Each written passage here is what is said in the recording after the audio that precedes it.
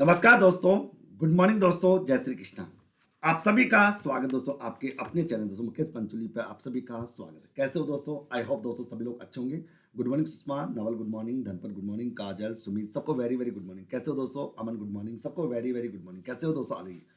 तो गाइज कल से निशा गुड मॉर्निंग, सबको वेरी वेरी गुड मॉर्निंग। देखो मैं आपको बता दूं दोस्तों, कल हम फिनेंशियल स्टेटमेंट्स की शुरुआत कर रहे थे और आपको हम फिनेंशियल स्टेटमेंट्स के बारे में बताता कि एक्चुअली में फिनेंशियल स्टेटमेंट होता क्या है, फिनेंशियल स्टेटमेंट कहते हैं किसे, फिनेंशियल स्टेटमेंट में कौन कौन से स्टेटमेंट्स को हम इंक्लूड करते हैं, यानी कौन कौन से स्टेटमेंट्स को शामिल करते हैं, फिनेंशियल स्टेटमेंट्स की कौन कौन सी विशेषताएं होती है। उसके बाद फिनेंशियल स्टेटमेंट अपन बैलेंस शीट के बारे में बात करते थे। बैलेंस शीट को लेकर दोस्तों बहुत सारी बातों पर हम चर्चा कर चुके थे, ओके, और बहुत सारी बातें मैं बता चुका था। लेकिन दोस्तों आज मैं आपको बैलेंस शीट का एक फॉर्मेट, मैंने कल बैलेंस शीट का एक फॉर्मेट भी बताया था आप लोगों को, जिसके अंदर आपको इक्विटी एंड लायबिलिटीज के 4 शीर्षक बताए थे और असेट्स के दोस्तों 2 शीर्षक बताए थे। यानी बैलेंस शीट जब अपन बनाते हैं, बैलेंस शीट जब अपन देखते हैं तो इक्विटी एंड लायबिलिटीज के 4 शीर्षक होते हैं और असेट्स के 2 शीर्षक होते हैं। असेट्स को 2 भागों में बांटा जाता है, नॉन करंट असेट्स और करंट असेट्स। जबकि दोस्तों इक्विटी एंड लायबिलिटीज की जब हम बात करते हैं तो उसको 4 कैटेगरी में बांटा जाता है, शेयर होल्डर फंड्स के रूप में, share application money pending allotment के रूप में, नॉन करंट लायबिलिटीज के रूप में और करंट लायबिलिटीज के रूप में। इस प्रकार से हम इसको 4 कैटेगरी में बांट कर चलते हैं। सबसे पहले तो दोस्तों आप लोग कमेंट करके मेरे को ये इस बात का जवाब दीजिए और मेरे को ये सिग्नल आप लोग दीजिए, कल जो आपको करवाया गया था वो आपको सारा समझ में आ गया था क्या, यस या नो? अगर आ गया तो एक बार थम्स अप कर दो कि कल जो आपने बताया था वो पूरा हमने लिख भी लिया और सब हमने याद भी कर लिया। एक एक बिंदु को हमने लिख लिया, एक एक बिंदु को हमने नोट आउट कर लिया। इसमें हमको कोई भी डाउट आप लोगों के सामने, मतलब मेरे सामने कोई डाउट आपके सामने नहीं होना चाहिए दोस्तों। ओके, अब देखो दोस्तों, सबसे पहले अपन एक एक का एक्सप्लेनेशन करते दो। देखो सबसे पहला जाता है, आप इक्विटी एंड लायबिलिटीज में सबसे पहले आप जानते हो क्या आता है। सबसे पहले दोस्तों आपका आता है रिजर्व, मतलब शेयर होल्डर फंड। सबसे पहले आपका शेयर होल्डर फंड आता है, शेयर होल्डर फंड। ओके, सबसे पहला शेयर होल्डर फंड आपके सामने आता है, शेयर होल्डर फंड्स आपके सामने आता है। तो शेयर होल्डर फंड्स, इसके बारे में बात करेंगे। सबसे पहले शेयर होल्डर फंड्स, इसमें क्या क्या चीजें आती है देखो मैं बता दोस्तों। कंपनी की जो नई बैलेंस शीट है, इस शेयर होल्डर फंड के दोस्तों अगर बात करें, ये एक शीर्षक है। इसके अगर उप शीर्षक की बात करें, इसके उप शीर्षक की अगर बात करें, मतलब इसके अंदर कौन कौन सी चीजें आती है, तो मैं बता दो इसके अंदर 3 चीजों को शामिल करते हैं। यानी शेयर होल्डर फंड्स के अंदर जो 3 चीजों को शामिल किया जाता है, जिसमें एक तो होते हैं आपके शेयर कैपिटल। ओके, उप शीर्षक है 3, ओके 3 है दोस्तों के 3 है। ओके, जिसमें आता है एक होता है आपका शेयर कैपिटल, एक होती है आपकी शेयर कैपिटल। क्या होता है आपकी शेयर कैपिटल्स होती है, एक अपनी शेयर कैपिटल्स रहती है, मतलब एक अपन शेयर कैपिटल्स को शामिल करते हैं। इसके अंदर शेयर कैपिटल्स आपका पार्ट मानी जाती है दोस्तों। सबसे पहली बात है तो शेयर कैपिटल दोस्तों इसके अंतर्गत दोस्तों आपके सामने आ जाते हैं दोस्तों। ठीक है, आगे तो अपन कह सकते हैं तो इस तरह की बात आगे, तो इस शेयर कैपिटल्स की बात करते हैं। ओके, अब सुनो, शेयर कैपिटल्स के बारे में कुछ खास का इस शेयर कैपिटल्स के बारे में कुछ खास पॉइंट्स बता देता हूं आपको। सॉरी, अब देखो शेयर कैपिटल्स के बारे में क्या क्या खास बात है वो आपको बता देता हूँ। देखो सुनो, सबसे पहला तो दोस्तों आप जानते हो कि इस शेयर कैपिटल में से कुछ मदों को ऐड करते हैं और कुछ मदों को लेस करते हैं। जैसे सबसे पहले एग्जामिनर तुमसे पूछेगा कि जो कॉल्स इन अरियर रहता है, कॉल्स इन अरियर, इस कॉल्स इन अरियर को हम क्या करते हैं, कॉल्स इन अरियर को दोस्तों इस शेयर कैपिटल में से अपन माइनस करते हैं, लेस करके हम दिखाते हैं। Point number 1। फिर तुमसे एग्जामिनर पूछेगा कि जो शेयर फॉरफिटेड होता है, जो अंश जब्त खाता, शेयर फॉरफिटेड अकाउंट जो था, शेयर फॉरफिटेड अकाउंट जो होता है, तो उस शेयर फॉरफिटेड अकाउंट को क्या करते हैं, ऐड करते हैं। अतः शेयर फॉरफिटेड की वैल्यू को क्या करते हैं, ऐड कर दिया जाता है।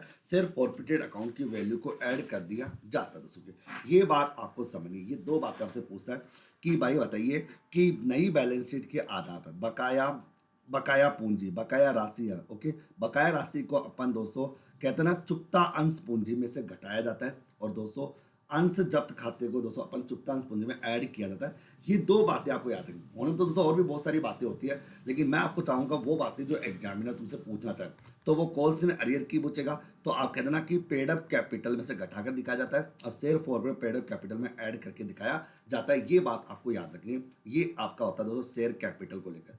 मैं बता रहा हूं दोस्तों कि शेयर होल्डर फंड्स के, अगर ये तो हेडिंग है, इस हेडिंग के 3 पार्ट है, जिसमें सबसे पहला पार्ट है शेयर कैपिटल। शेयर कैपिटल में आपकी इक्विटी शेयर कैपिटल भी आती है और शेयर कैपिटल में आपकी रिजर्व शेयर कैपिटल भी आती है। सबसे ज्यादा इंपॉर्टेंट बात है कि शेयर कैपिटल्स को शो करते हैं आपकी ऑथराइज कैपिटल और आपकी इश्यूड कैपिटल को हम बैलेंस शीट में दिखाते जरूर है, किंतु उसको बैलेंस शीट का भाग नहीं माना जाता, यानी बैलेंस शीट के योग का भाग उसे नहीं माना जाता। ओके, तो ये तो आप जानते हो, इसके बारे में आप बताने वाली कोई बात ही नहीं, क्योंकि आपने बहुत पढ़ा होगा, लेकिन मैं लिख देता हूँ। मित्रों, आप जानते हो कि authorise share capital, authorise share, okay, authorise, जो ऑथराइज शेयर कैपिटल होती है, एक तो होती है authorise share capital, okay, authorise share capital, एक होती है ऑथराइज शेयर कैपिटल और एक होती है आपकी issued share capital. Okay okay, issued share capital. तो एक होती है ऑथराइज शेयर कैपिटल और एक होती है आपकी इशूड शेयर कैपिटल, को दोनों को कैपिटल, दोनों को बैलेंस शीट का, दोनों को बैलेंस शीट में, दोनों को बैलेंस शीट में दिखाया जाता है। ओके, दोनों को बैलेंस शीट में दिखाया जाता है। ओके, दोनों को बैलेंस शीट में दिखाया जाता है, किंतु मतलब दोनों को बैलेंस शीट में हम शो करते हैं, किंतु किंतु योग यानी टोटल नहीं किया जाता, टोटल नहीं किया जाता, टोटल नहीं किया जाता है। तो हम इसको टोटल नहीं करते, हम ऑथराइज शेयर कैपिटल्स को और इश्यूड शेयर कैपिटल को बैलेंस शीट का हिस्सा मानते हैं। बैलेंस शीट के अंदर इसको दिखाते जरूर, लेकिन दोस्तों इनको टोटल हम नहीं करते, अतः इनका टोटल वगैरह नहीं किया जाता, ये ना, इनका टोटल वगैरह हम नहीं करते, ये बात आपको ध्यान रखना होगा। और सबसे ज़्यादा इंपॉर्टेंट है, कॉल्स इन अरियर को जो है वो पेड अप कैपिटल में से घटाते हैं और शेयर फॉरफिटेड को पेड अप कैपिटल में ऐड किया जाता है। ओके, बस ये शेयर कैपिटल की 3 बातें आपको याद रखनी है। इसके अलावा चौथी बात आपको याद करने की कोई ज़रूरत नहीं, किसी भी प्रकार से आपको कुछ भी एक्स्ट्रा बातें याद करने की आवश्यकता नहीं है, यानी कि अपने दिमाग में एक्स्ट्रा बर्डन रखे, ऐसा नहीं, बिल्कुल नहीं करना। ओके, फिर इसी का दूसरा भाग होता है दोस्तों, दूसरे भाग का नाम होता है तो जिसको बोलते हैं reserve and surplus, reserve and surplus. Okay, reserve and surplus. Okay, अपना था रिजर्व एंड सरप्लस। दूसरा दूसरा उप से रिजर्व एंड सरप्लस जो था, रिजर्व एंड सरप्लस जो था, रिजर्व एंड सरप्लस, तो आप जानते हो रिजर्व एंड सरप्लस में आपको सारे रिजर्व आ जाएंगे, सारे तरह के रिजर्व आ जाएंगे दोस्तों के, हर तरह का रिजर्व दोस्तों यहाँ पर आ जाएगा, ये ध्यान रखना। तो रिजर्व एंड सरप्लस में दोस्तों सभी प्रकार के रिजर्व को घटाया दिखाया जाता है, मतलब सभी प्रकार के रिजर्व जो वो सारे घटा मतलब दिखाए जाते हैं, सारे रिजर्व दोस्तों यहाँ पर आते हैं, इसमें भी कोई ओके, रिजर्व एंड सरप्लस में सभी प्रकार के रिजर्व एंड सरप्लस को हम शामिल करते हैं,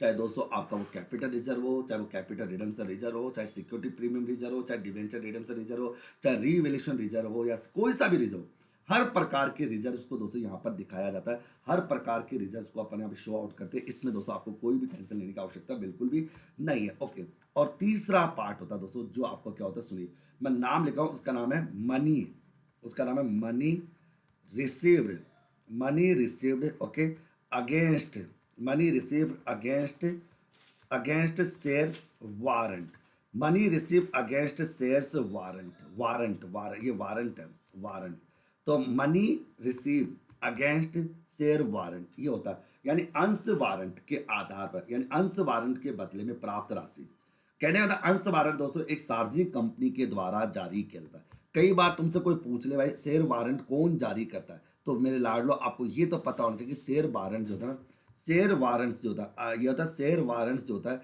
ये केवल और केवल जो है पब्लिक कंपनी द्वारा, सार्वजनिक कंपनी द्वारा जारी, ये कौन सी कंपनी जारी करती है, सार्वजनिक कंपनी के द्वारा, सार्वजनिक कंपनी द्वारा जारी, तो सार्वजनिक कंपनी के द्वारा ही इनको जारी किया जाता है और किसी के द्वारा ये जारी नहीं होते। तो अंश वारंट जो होता है वो सार्वजनिक कंपनी के द्वारा जारी किया गया एक ऐसा डॉक्यूमेंट होता है जिसके होल्डर को बाद में किसी एक तिथि पर निश्चित संख्या में दोस्तों समता अंश प्राप्त करने का अधिकार प्राप्त हो जाता है। तो अंश वारंट के बदले में जो इसका होल्डर होता है उसे एक समय के बाद दोस्तों इक्विटी शेयर्स प्राप्त करने का अधिकार मिल जाता है, और अंश वारंट के बदले में प्राप्त राशि को अंश पूंजी के रूप में अपन नहीं दिखा सकते, क्योंकि अभी अंशों का आवंटन होना बाकी होता है, इसलिए इसको अलग से शो करके दिखाया जाता है। तो इसका मतलब क्या होता है मित्रों, कि ये एक विशेष प्रकार का डॉक्यूमेंट्स होता है जो सार्वजनिक कंपनी के द्वारा जारी किया जाता है, और इसको धारण करने वाले व्यक्ति को या अंशधारी को एक निश्चित समय के बाद समता अंशों को प्राप्त करने का अधिकार मिल जाता है। इस राशि और इसके बदले में कंपनी कुछ राशि प्राप्त करती है, उस राशि को कंपनी शेयर कैपिटल के तौर पर नहीं दिखा सकती, क्यों, क्योंकि कंपनी ने अभी तक वो अलॉट नहीं किया, कंपनी ने अलॉटमेंट नहीं दिया, कंपनी ने शेयर्स अलॉटमेंट नहीं दिए दोस्तों, इसका मतलब दोस्तों इस राशि को अलग से एक हेडिंग बना दी गई है जिसका नाम है money receive against share warrant के नाम से एक अलग से कंपनी ने हेडिंग बना रखी है, इसको बोलते हैं। तो मेरे प्यारे साथियों, ये है आपका शेयर होल्डर फंड, और शेयर होल्डर फंड के 3 शीर्षक उप शीर्षक होते हैं, जिसमें एक में शेयर कैपिटल आती है, एक में आपका रिजर्व एंड सरप्लस आ जाता है, और एक आता है मनी रिसीव अगेंस्ट दोस्तों आपका शेयर वारंट आ जाता है। अब बताओ तो ये बात आपको समझ में आ गई क्या? अच्छा, money receive against share warrants का मतलब समझ गए क्या? मैंने कह दिया कि एक सार्वजनिक कंपनी के द्वारा जारी किया गया एक दोस्तों ये विशेष प्रकार का प्रपत्र होता है, विशेष प्रकार का फाइनेंशियल डॉक्यूमेंट्स होता है। इसके धारक को किसी तिथि पर एक निश्चित संख्या में समता अंश प्राप्त करने का राइट्स रहता है। जो इसको धारण करता है उनको एक निश्चित तिथि पर समता अंश प्राप्त करने का अधिकार मिल जाता है। इसको अलग से हम शेयर कैपिटल में नहीं दिखा सकते क्योंकि कंपनी ने अभी तक इसके बदले में कोई अलॉटमेंट नहीं किया। तो इससे जो राशि प्राप्त होती है उसको कंपनी ने नई बैलेंस शीट 2013 के अकॉर्डिंग मैं बात करूँ, इसको एक अलग से शीर्षक दे दिया और इस राशि को वहां डाल दिया जाएगा, जो इस बात को शो करती है कि कंपनी के ये वारंट है जिसके बदले में कंपनी एक समय के बाद समता अंश उन शेयर होल्डर्स को देने वाली है। अब बताइए, मैं तो इन तीनों शीर्षक की बातें समझ में आ गई क्या? बताओ, कमेंट करता तो तीनों शीर्षक समझ में आ गया आप लोग, बताइए।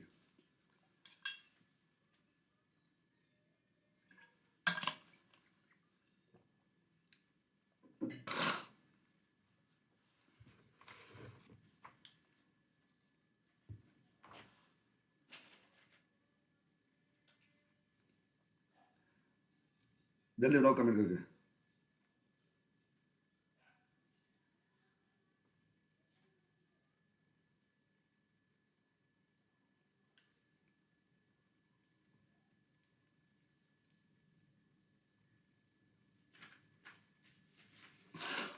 ओके, पक्का?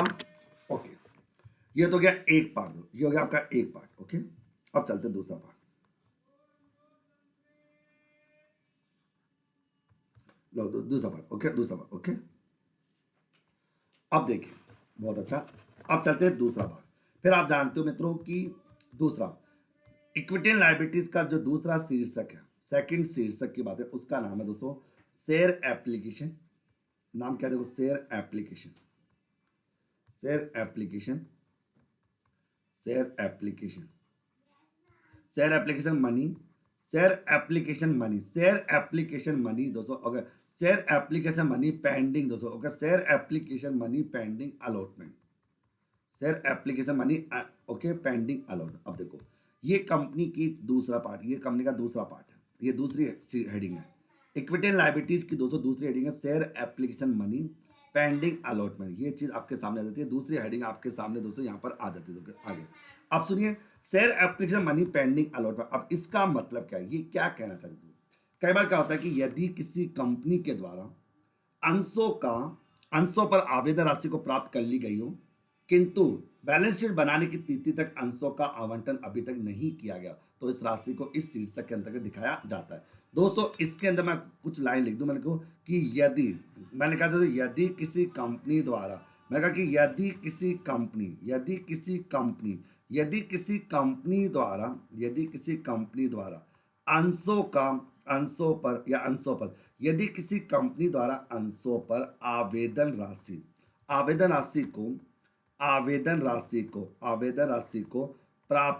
राशि को प्राप्त कर ली गई हो, यानी आवेदन राशि तो कंपनी ने प्राप्त कर ली हो, परंतु किंतु बैलेंस शीट बनाने की तिथि तक,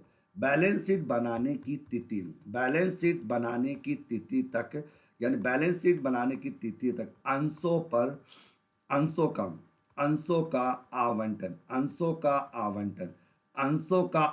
नहीं किया गया, यानी अंशों का अलॉटमेंट नहीं किया गया हो, तो इस राशि को इस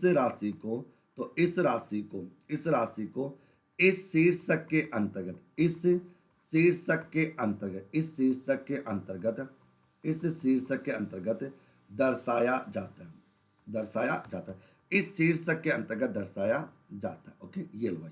तो मित्रों, मैंने ये सेकंड हेडिंग है जो कंपनी की बैलेंस शीट है। मैं बता दिया ना, कंपनी की बैलेंस शीट के अंदर इक्विटी एंड लायबिलिटीज की 4 हेडिंग है। पहली हेडिंग शेयर कैपिटल, ओके। या दूसरे अगर पहली हेडिंग शेयर कैपिटल या शेयर होल्डर फंड्स की बात आ जाएगी, और दूसरी हेडिंग है share application money pending allotment. मैंने कह दिया कि यदि किसी कंपनी के द्वारा अंशों पर आवेदन राशि को प्राप्त कर लिया गया हो किंतु बैलेंस शीट बनाने की डेट तक अंशों का आवंटन अभी तक नहीं किया गया हो तो इस राशि को इस शीर्षक के अंतर्गत दर्शाया जाता है।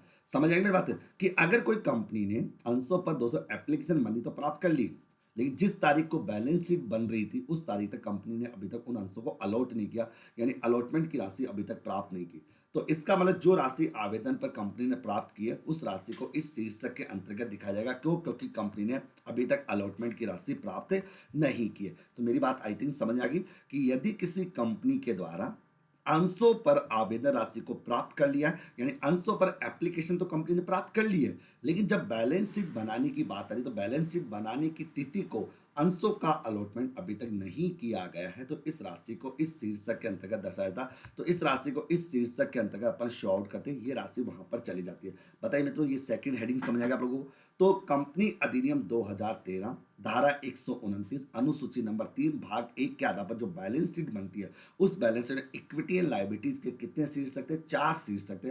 पहले शीर्षक का नाम है शेयर होल्डर फंड और दूसरे शीर्षक का नाम है share application money pending allotment, जिसका मतलब सीधा सा होता है कि अगर कंपनी ने अंश जारी किए और उसके बदले में कंपनी को एप्लीकेशन मनी प्राप्त हो गई, लेकिन जब कंपनी बैलेंस शीट बनाने बैठी थी तो उस समय कंपनी को अभी तक अलॉटमेंट नहीं किया, यानी कंपनी ने अभी तक अलॉटमेंट किया ही नहीं, तो उस राशि को जो एप्लीकेशन पे कंपनी को जो पैसा मिला वो पूरा का पूरा पैसा कंपनी क्या करेगी, कहाँ डाल देगी? उसे इस अलग से हेडिंग में डाल देगी, उसको अलग से शो आउट कर देगी। ओके ओके, बहुत अच्छा। ये है दोस्तों आपकी दूसरी हेडिंग। ओके, अब चलिए तो अभी चलते हैं तीसरी हेडिंग। वैसे आप जानते हो तो कि इक्विटी एंड लायबिलिटीज की जो तीसरी हेडिंग है उस तीसरी हेडिंग का नाम क्या होगा? उस तीसरी हेडिंग का नाम होगा दोस्तों नॉन करंट लायबिलिटी। ओके, उसका नाम है नॉन करंट लायबिलिटी। ओके, उसका नाम है नॉन करंट लायबिलिटी। ओके, उसका नाम है नॉन करंट लायबिलिटी। ओके, उसका नाम है नॉन करंट लायबिलिटी। अब देखो, अब यहां पर हम नॉन करंट लायबिलिटीज की बात करते हैं। ये नॉन करंट लायबिलिटीज क्या है इसके बारे में हम देखते हैं। ओके, अब देखो, वैसे तो आप जानते हो कि नॉन करंट लायबिलिटीज क्या होती है। देखो मैं आपको सुनो कि नॉन करंट लायबिलिटीज का मतलब होता है कि ऐसे दायित्व दोस्तों जो चालू दायित्व नहीं होते, जो करंट लायबिलिटीज नहीं होते वो लॉन्ग ओके आते हैं। अब देखो इसमें क्या क्या आता है, सुनो बिल्कुल ध्यान से, इसके अंदर क्या क्या होता है। इसमें सबसे पहले आती है लॉन्ग टर्म बोरिंग। सबसे पहला तो इसमें लॉन्ग टर्म बोरिंग आता है। लॉन्ग टर्म बोरिंग सबसे पहला आपके सामने आता है। तो लॉन्ग टर्म बोरिंग जो है वो सबसे पहला आता है। लॉन्ग टर्म बोरिंग सबसे पहला आता है। तो लॉन्ग ओके, यानी दीर्घकालीन जो ऋण है, दीर्घकालीन ऋण दोस्तों इसके अंतर्गत आता है दोस्तों। और दीर्घकालीन ऋणों का होता है ऐसे ऋण जिनका भुगतान 12 महीने के पश्चात करना होगा, 12 महीने से पहले पश्चात इनका नहीं करना होगा, वो आपकी लॉन्ग टर्म बोरिंग कहलाती है। तो इसके अंदर सबसे पहले लॉन्ग टर्म बोरिंग आती है दोस्तों, जिनका पेमेंट हमको 12 महीने के बाद अपने को करना होगा, 12 महीने के बाद उनको पेमेंट करना होगा, वो long term borrowing payment long term borrowing कहलाएगा। दूसरा इसके अंतर्गत आता है दोस्तों आपका डेफर्ड। यह है दोस्तों काम का डेफर्ड, डेफर्ड दोस्तों डेफर्ड टैक्स लायबिलिटी। ओके, दूसरा आता है डेफर्ड टैक्स लायबिलिटी। अब डेफर्ड टैक्स लायबिलिटीज क्या होती है? तो एक होता है डेफर्ड, इसको होता है डी ओके होता है DTL, DTL deferred tax liability. अब देखो नॉन करंट लायबिलिटीज के अंदर दूसरी हेडिंग होती है डेफर्ड टैक्स लायबिलिटी। इसको हिंदी बोलते हैं स्थगित कर भुगतान। स्थगित कर भुगतान, स्थगित कर भुगतान जो है ये इसके अंतर्गत आ जाता है। अब सुनिए ये क्या बीमारी है इसको मैं समझाता हूँ, क्योंकि हो सकता है कि एग्जामिनर तुमसे पूछ ले और तुमको परेशान करने के लिए बैठे दोस्तों। ओके आगे, ओके मैं दोस्तों तुमको सिंपल शब्दों में कह दूं दोस्तों क्या आगे। वैसे क्या होता है मित्रों कि डेफर्ड टैक्स लायबिलिटीज का मतलब क्या होता है कि कर ओके यहां पर मैं कह दूं दोस्तों, अगर मैं यहां पर अगर मैं सीधी सी बात करूं दोस्तों, यहां पर समझाने की बात करूं, आप जानते हो कि लेखांकन आय पर कर और कर योग्य आय पर कर का जो अंतर होता है उस अंतर पर जो होता है उसको डेफर्ड टैक्स लायबिलिटीज कहते हैं। यानी वो डेफर्ड टैक्स अपना कहलाता है, उसको डेफर्ड टैक्स अपन कह सकते हैं। और डेफर्ड टैक्स की बात करें तो ठीक है, यहाँ पर दोस्तों ये बात आपको समझ में आनी चाहिए दोस्तों, ठीक है आगे। तो इस चीज की बात यहाँ पर आ जाएगी दोस्तों। ओके, डेफर्ड टैक्स लायबिलिटीज का मतलब क्या होता है दोस्तों? अगर जब लेखांकन आय कर योग्य आय से अधिक हो। ओके, लेखांकन आय ओके आगे, यानी लेखांकन अकाउंटिंग इनकम। दोस्तों सुनिए, अगर अकाउंटिंग इनकम, अगर अकाउंटिंग इनकम लेखांकन आय तो अकाउंटिंग इनकम ओके आगे, या टैक्स ऑन अकाउंटिंग इनकम, मान लो टैक्स ऑन अकाउंटिंग इनकम अगर ग्रेटर देन है, कैसा, tax on, okay, tax, okay, जब लेखांकन आय कर योग्य है तो tax on taxable income, taxable income से अगर अधिक है तो ऑब्वियस बात है दोस्तों, उस केस में उस व्यापारी को और टैक्स का पेमेंट करना पड़ेगा। यह है सबसे बड़ी इंपॉर्टेंट बात। दोस्तों आप ये तो जानते ही हो कि लेखांकन की आय अलग होती है और कर योग्य आय अलग होती है, क्योंकि दोस्तों अकाउंटेंट तो साला सब मदों को घटा देता है, जबकि लेखांकन इनकम जो चलती है वो कुछ लेखांकन सिद्धांतों के आधार पर चलती है, और दोस्तों टैक्सेबल जो इनकम चलती है वो इनकम टैक्स के रूल्स के आधार पर चलती है या कानूनों के आधार पर चलती है। जैसे सपोज करो कि कानूनों में कहा गया कि डेप्रिसिएशन को आप 10% से घटा सकते हो, तो 10% तक ही घटाना पड़ेगा, लेकिन मान लो एक व्यापारी ने 20% से घटा दिया और अपनी प्रॉफिट्स को कम कर लिया या अपने अकाउंटिंग इनकम को कम करके दिखा दिया, जबकि गलत है। तो कानून के आधार पर जो इनकम ज्ञात होती है वो आपकी टैक्सेबल इनकम होती है, और लेखांकन प्रणालियों के आधार पर जो इनकम निकलती है वो अकाउंटिंग इनकम कहलाती है, जबकि मान्य होती है टैक्सेबल इनकम। तो अगर आपकी दोस्तों अकाउंटिंग इनकम पर टैक्स लग रहा है वो ज़्यादा है, और अगर टैक्सेबल इनकम पर कम है तो वो अंतर होगा, वो आपका डेफर्ड टैक्स लायबिलिटीज कहलाएगा, उसको डेफर्ड टैक्स लायबिलिटीज के अंतर्गत शामिल करते हैं, वो डेफर्ड टैक्स लायबिलिटीज का पार्ट माना जाता है दोस्तों। ओके, क्लियर सभी को? आगे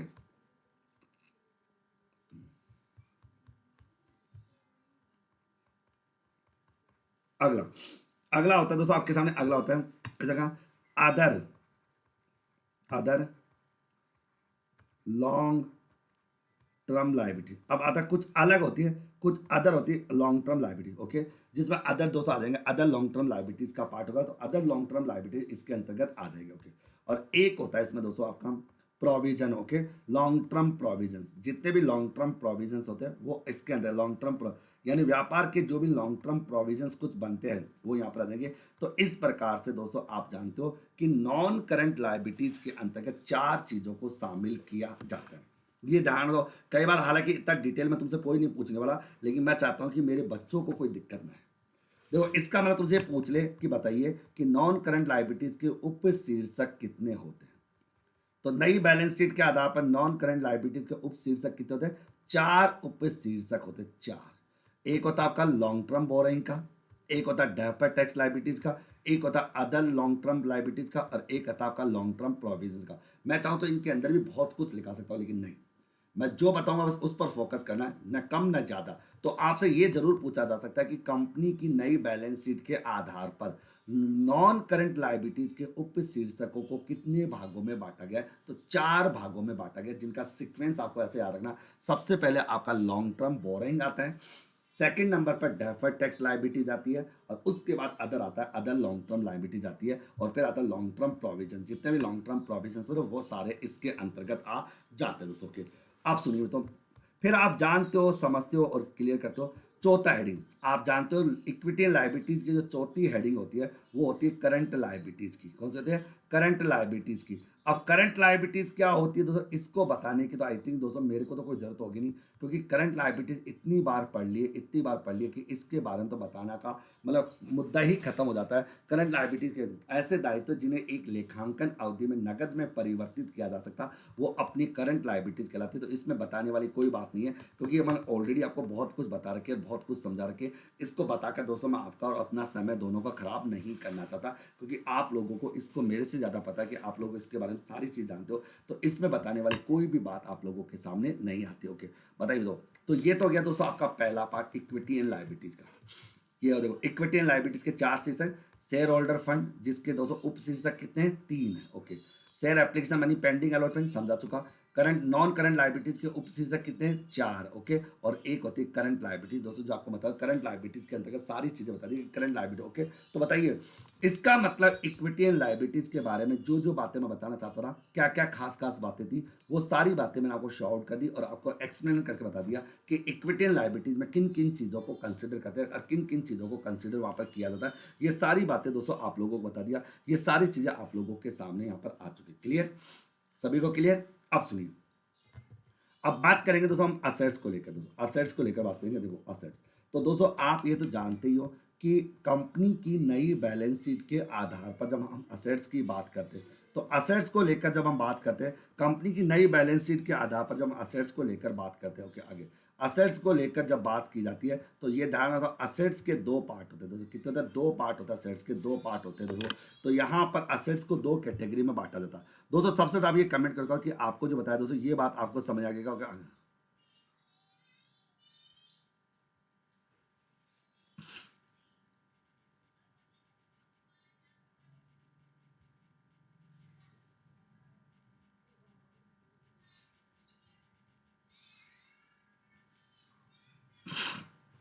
ओके, अब देखिए, तो असेट्स की बात करें तो असेट्स को लेकर दोस्तों अपन बात करें, असेट्स को लेकर दोस्तों यहाँ पर बात आ जाती है। तो ये चीज आप लोगों के सामने यहाँ पर आ जाती है। क्लियर?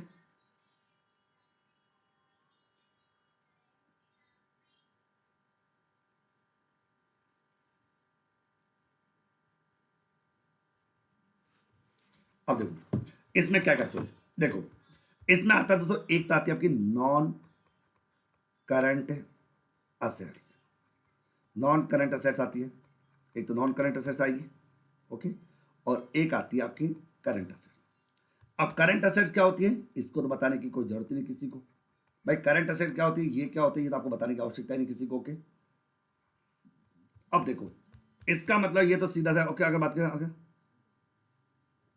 देखो, यहां पर मैं नॉन करंट असेट्स की बात करूं, नॉन करंट असेट्स को लेकर समझो। ओके, देखिए नॉन करंट असेट्स को लेकर अगर अपन समझें इसमें क्या क्या आता है देखो, इसमें एक तो आती है आपकी फिक्स असेट्स।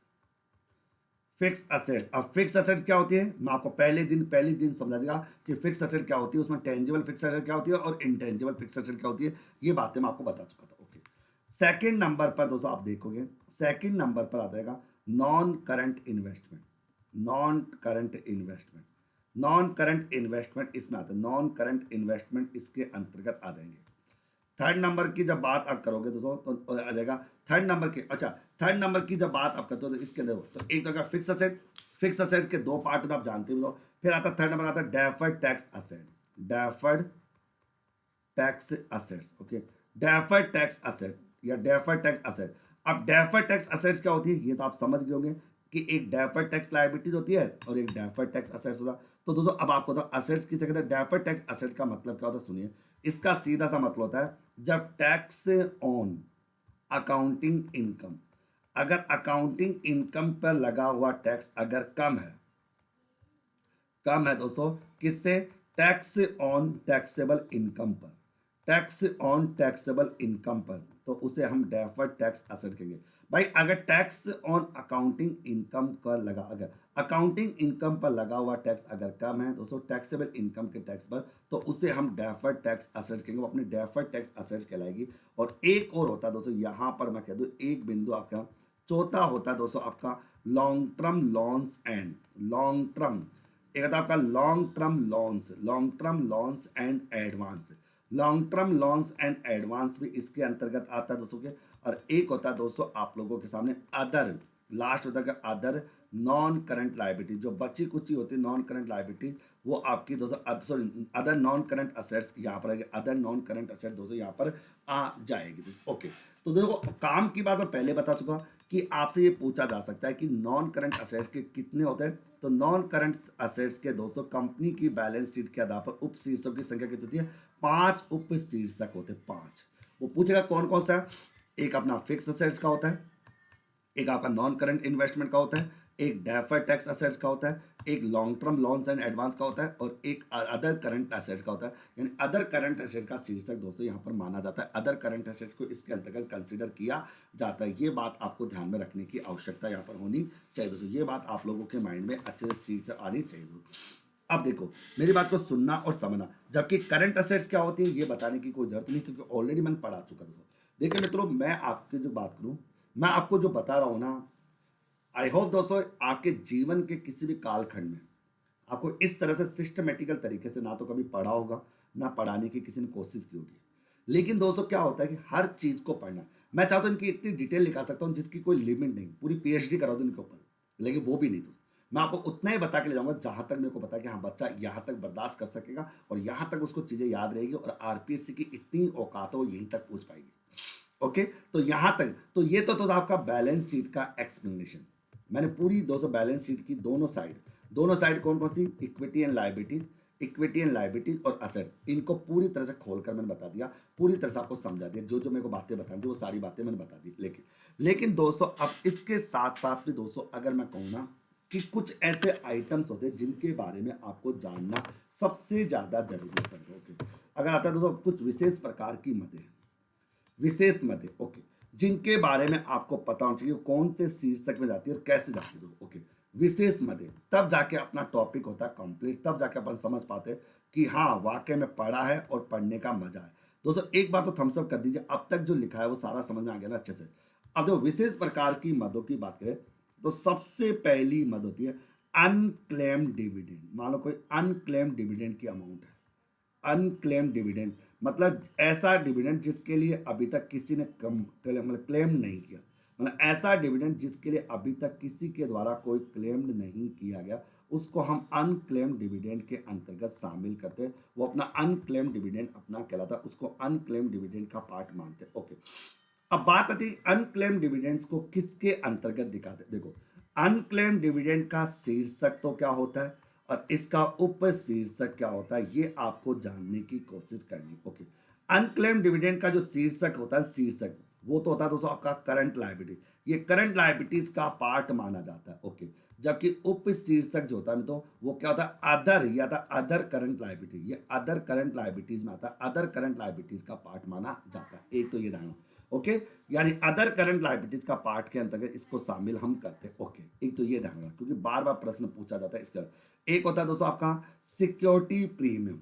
अगर मतलब तुमसे सिक्योरिटी प्रीमियम्स के बारे में पूछ लिया जाए तो सिक्योरिटी प्रीमियम्स के बारे में अगर पूछ लिया जाए तो कि भाई सिक्योरिटी प्रीमियम को आप बैलेंस शीट में कहाँ दिखाते हो, इसको कौन से शीर्षक में दिखाया जाता है और कौन सा उप शीर्षक इसके लिए काम में लिया जाता है। ओके, तो दोस्तों मैं बता दूं यहाँ पर सिक्योरिटी प्रीमियम की जब शीर्षक की बात करते हैं, हेडिंग की बात करते हैं, तो दोस्तों इसकी हेडिंग तो होती है दोस्तों शेयर होल्डर फंड।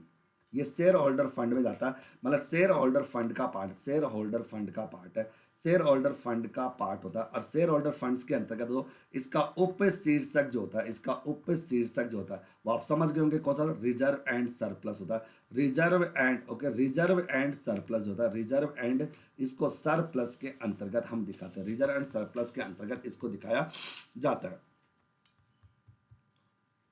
तीसरे नंबर पे रहता है आपका प्रपोज डिविडेंड। कौन सा, प्रपोज डिविडेंड, प्रस्तावित लाभांश। प्रस्तावित लाभांश दोस्तों वो होता है जब आपको मैं डिविडेंड पढ़ाऊंगा, कहने का था कि जब कंपनी ने ये प्रपोज कर दिया है कि हाँ हम आपको डिविडेंड देंगे, तो जब कंपनी कह देती है हम आपको डिविडेंड देंगे तो कॉमन सेंस की बात है तो कि डिविडेंड देगी तो कंपनी को 30 दिन के अंतर्गत उसका पेमेंट करना पड़ेगा, तो ये कंपनी की करंट लायबिलिटीज का भाग है। ओके, लेकिन कंपनी की करंट लायबिलिटी का ये उप शीर्षक कौन सा होगा, तो दोस्तों ये होगा आपका शॉर्ट टर्म प्रोविजंस का, मतलब कंपनी के जो शॉर्ट टर्म प्रोविजंस होते हैं ना, शॉर्ट टर्म प्रोविजंस के अंतर्गत इसको दिखाया जाएगा। ये दोस्तों करंट लायबिलिटीज के अंतर्गत एक हेडिंग होती है शॉर्ट टर्म प्रोविजंस की, वहां पर इसको शो किया जाता है, यानी दोस्तों वहां पर इसको दिखाया जाता है, ये चीज वहां पर चली जाती है। इस चीज को भी समझने की कोशिश आपको करने की आवश्यकता दोस्तों यहाँ पर होनी चाहिए दोस्तों। ओके, फिर दोस्तों आपके सामने एक मजेदार बात सुनिए, देखिए ये तो आप समझ गए होंगे कॉल्स इन अरियर क्या होता है, मतलब कॉल्स इन अरियर। तो कॉल्स इन अरियर यानी दोस्तों अंशों पर बकाया राशि जो होती है कॉल्स इन अरियर।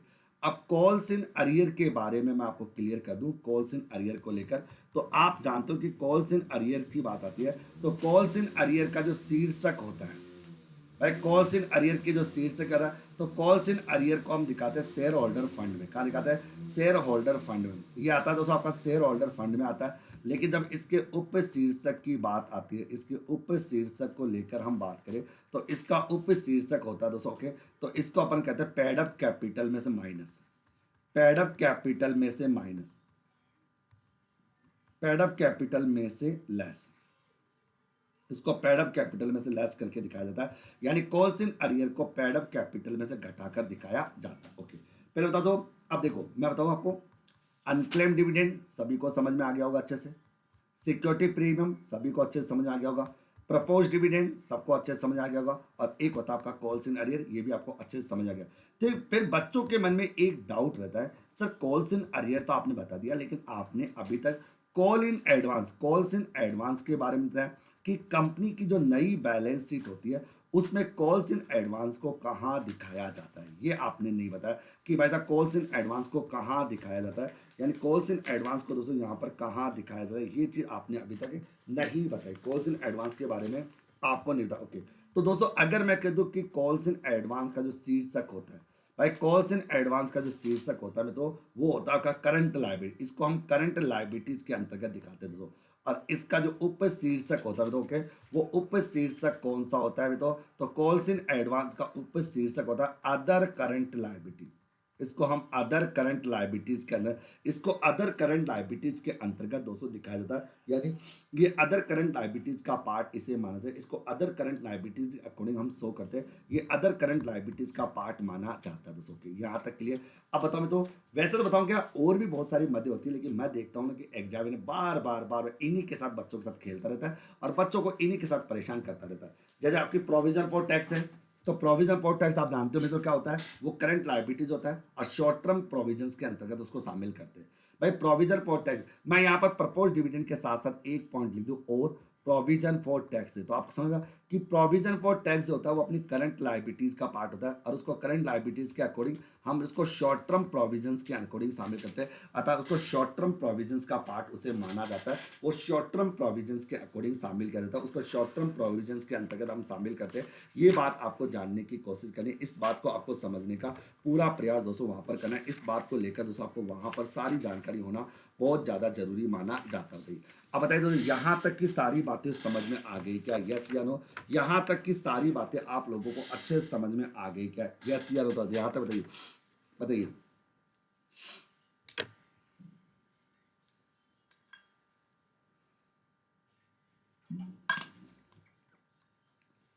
बताइए दोस्तों, यहाँ तक की सारी बातें आप लोगों के माइंड में सेट हो गई क्या? अच्छा ओके, यस या नो? तो यहाँ तक की सारी बातें आपके माइंड में सेट हो गई क्या, यस या नो?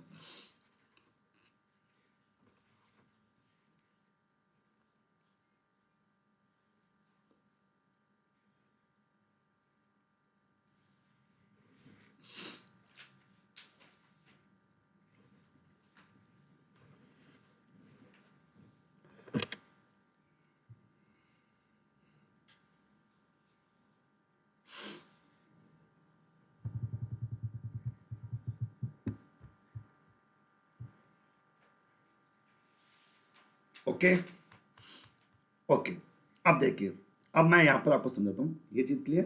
अब आपके सामने दो, बहुत अच्छा, सारी बातें क्लियर हो गई अच्छे से। देखो मैं तो आपके सिलेबस के अकॉर्डिंग आता हूँ, फिनेंशियल स्टेटमेंट का टॉपिक अलग है और फिनेंशियल स्टेटमेंट के एनालिसिस का टॉपिक अलग है। आज आपका जो पहला भाग है ना, फिनेंशियल स्टेटमेंट अर्थ उद्देश्य दोष बस वो बता रहा हूँ बस, और वो टॉपिक कंप्लीट है। फिर सेकंड बात करेंगे विश्लेषण को लेकर, ओके आगे, ठीक है। एक एक पॉइंट्स पर चर्चा करेंगे अपन आराम से, डोंट वरी, टेंशन लेने की आवश्यकता नहीं है। ओके, तो दोस्तों सेकंड पॉइंट डाल लीजिए, सेकंड बिंदु। अब सेकंड बिंदु के बारे में मैं केवल कुछ बातें आपको समझाऊंगा, ज्यादा बातें आपको नहीं बताऊंगा। ओके, कौन कौन सी, सुनिए। सेकंड होता है तो लाभ, ओके, इसको होता है लाभ हानि विवरण, लाभ हानि विवरण, लाभ हानि विवरण, इसको लाभ हानि विवरण पत्र कहेंगे, लाभ हानि विवरण पत्र। ओके, इंग्लिश में बोलेंगे statement of, statement of profit and loss, statement of profit and loss. तो statement of profit and loss क्या होता है, तो यहाँ पर हम statement of profit and loss के बारे में बात करेंगे, statement of profit and loss के बारे में हम बात करेंगे, statement of profit and loss के बारे में हम बात करेंगे। तो statement of profit and loss के बारे में हम यहाँ पर बात करने वाले। ओके, सुनिए, तो अब statement of profit and loss के बारे में बात करेंगे, तो कैसे बात करेंगे, सुनिए।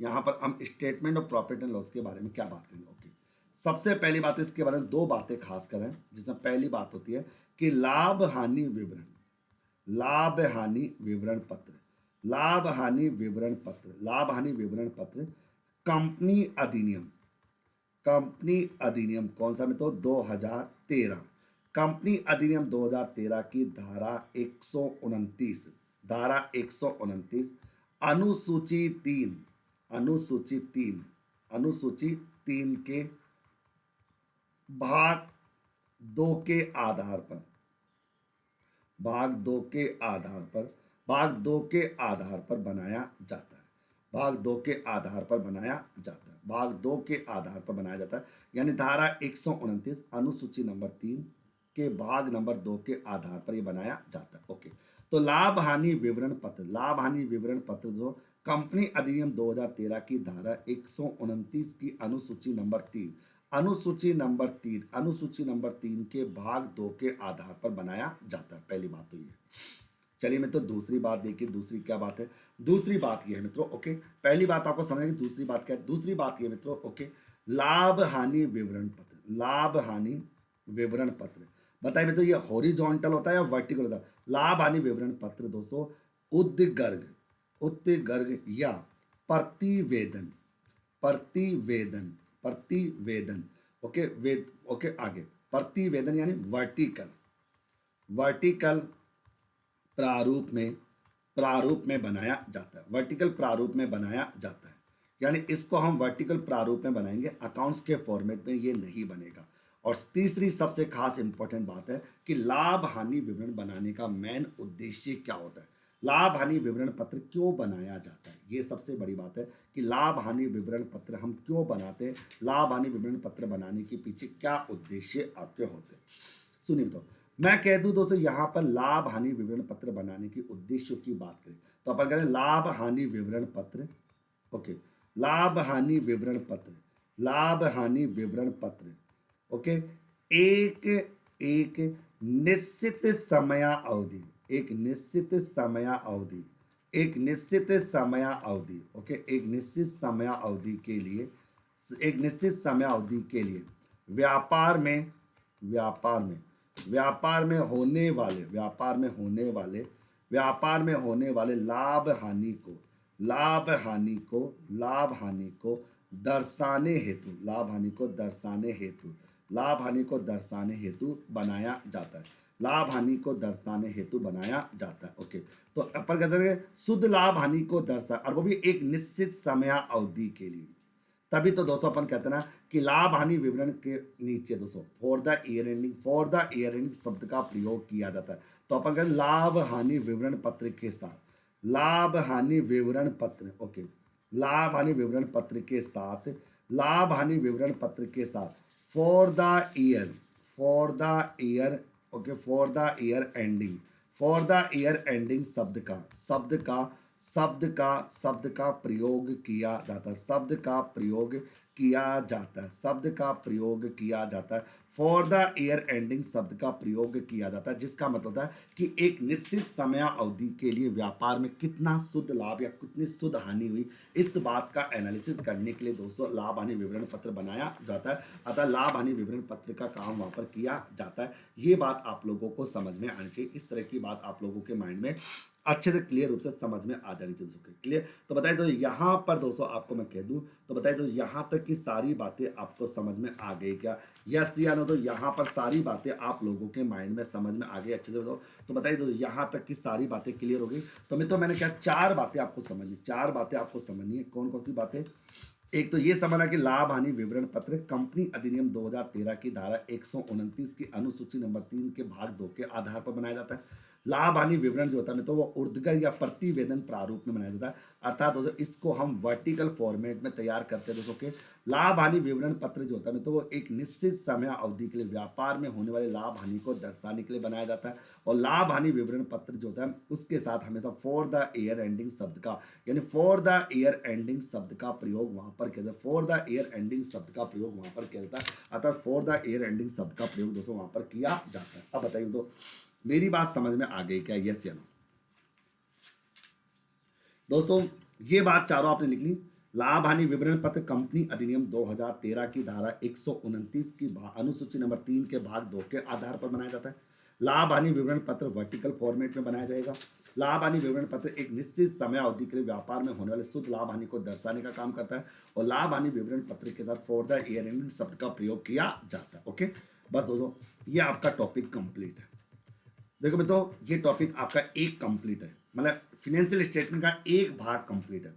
अब हम जो दूसरा भाग पढ़ेंगे कल से उसका नाम होगा फिनेंशियल स्टेटमेंट का एनालिसिस। और एनालिसिस करने की दोस्तों आपकी क्या क्या होता है, कंपैरेटिव एनालिसिस होता है, कॉमन साइज होता है, ट्रेंड एनालिसिस होता है, केस फ्लो एनालिसिस होता है, फंड फ्लो एनालिसिस होता है, वर्किंग मतलब बी मतलब ब्रेक इवन पॉइंट एनालिसिस होता है, रेशियो एनालिसिस होता है। आपको हर प्रकार के एनालिसिस करके बताऊंगा, एक एक बिंदु पर अपन चर्चा करेंगे। तो दोस्तों ये आपका एक बेसिक जो पार्ट था कि एक्चुअल में फाइनेंशियल स्टेटमेंट्स होते क्या हैं, फाइनेंशियल स्टेटमेंट किस प्रकार से बनाए जाते हैं, फाइनेंशियल स्टेटमेंट को कौन सी अनुसूची का भाग मानते हैं और इसके अंदर कौन कौन सी हेडिंग्स होती है, क्यों बनाए जाते हैं, इनके क्या उद्देश्य, क्या विशेषता होती है, ये थ्योरी का पार्ट आपका कंप्लीट हो चुका। थ्योरी का पार्ट मतलब थ्योरी का पोर्शन मैं कंप्लीट कर चुका, थ्योरी का पोर्शन आपका कंप्लीट हो चुका। अब मैं बात करूंगा फाइनेंशियल स्टेटमेंट बनाने की, मतलब एनालिसिस कैसे किया जाए, इनका एनालिसिस करने का तरीका, मतलब कंपैरेटिव फाइनेंशियल स्टेटमेंट्स क्या होता है, कॉमन साइज फाइनेंशियल स्टेटमेंट्स क्या होता है, ट्रेंड फाइनेंशियल स्टेटमेंट क्या होता है, रेशियो एनालिसिस क्या होता है, वो सब बातें मैं आपके सामने चर्चा करूंगा लेकिन अगली क्लास में। देखिए मित्रों, मैं बता दूं आपको, जो जो बातें आपको बताई जा रही ना, ये समझ लो आपकी एक पूरी बुक रेडी हो रही है, पूरी बुक। इसके बाहर आपको कुछ भी पढ़ने की आवश्यकता नहीं है, किसी भी प्रकार से टेंशन लेने की आवश्यकता नहीं। और ऑडिट का जो था आज टेस्ट नंबर 5 हुआ था, और ऑडिट का टेस्ट नंबर 5 ऑप्शन में दिया होगा और उसका भी डिटेल सॉल्यूशन होगा। ऐसे ऑडिट के 10 टेस्ट होंगे और बच्चों ने कहा कि सर ऑडिट आप बहुत ज़्यादा पढ़ा दिया। दोस्तों ज़्यादा कुछ भी नहीं है, मैं कभी ज़्यादा नहीं पढ़ाता, लेकिन मैं उस दायरे तक पढ़ाता हूँ जहाँ तक दोस्तों आरपीएससी की औकात ना हो पाए कि वो तुमसे कुछ प्रश्न पूछ ले। ये शुरू से अपना ईगो रहा दोस्तों, शुरू से अपना ईगो सबसे बड़ा, ये अपना शुरू से अपना एक कॉन्फिडेंस रहा दोस्तों, ओवर एक कॉन्फिडेंस कि आरपीएससी की इतनी औकात नहीं कि मेरे बच्चों को परेशान कर सके, उसकी इतनी हिम्मत नहीं। इसलिए अपन सिलेबस का हर एक एरिया जो है, सिलेबस का हर एक एरिया को कवर करते हैं और हर एक बिंदु पर बात करते हैं। तभी तो दोस्तों पीडीएफ पर नोट्स विश्वास, ये पीडीएफ क्या होती है इनके ऊपर मैं कभी विश्वास नहीं करता। पीडीएफ वो होती है दोस्तों जो खुद के नोट्स, खुद के नोट्स की दोस्तों, खुद के नोट्स का मुकाबला कोई ही नहीं कर सकता। ओके ठीक है, तो आई होप दोस्तों ये टॉपिक सबको समझ में आया होगा, सभी ने इस टॉपिक को एंजॉय किया होगा। तो कल से हम डिस्कस करेंगे वित्तीय विवरणों के विश्लेषण के बारे में, फाइनेंशियल स्टेटमेंट के एनालिसिस के बारे में दोस्तों, यहाँ पर हम बात करेंगे, इसके बारे में अपन बात करेंगे। यहाँ तक दोस्तों ये बात आपके सामने आ जाएगी। ओके क्लियर मित्रों, आगे क्लियर सभी को? चलिए मित्रों अभी के लिए विदा लेता हूँ। धन्यवाद मित्रों, मस्त रहिए, खुश रहिए और बने रहिए डॉक्टर मुकेश पंचोली के साथ दोस्तों के। और बस बिंदास रहिए, खुश रहा करो, हर पल खुश रहा करो, टेंशन लेने की आवश्यकता बिल्कुल भी किसी को नहीं है। ठीक है, कौन सी चीज, टेलीग्राम को जरूर ज्वाइन कर रखना। Okay, thank you.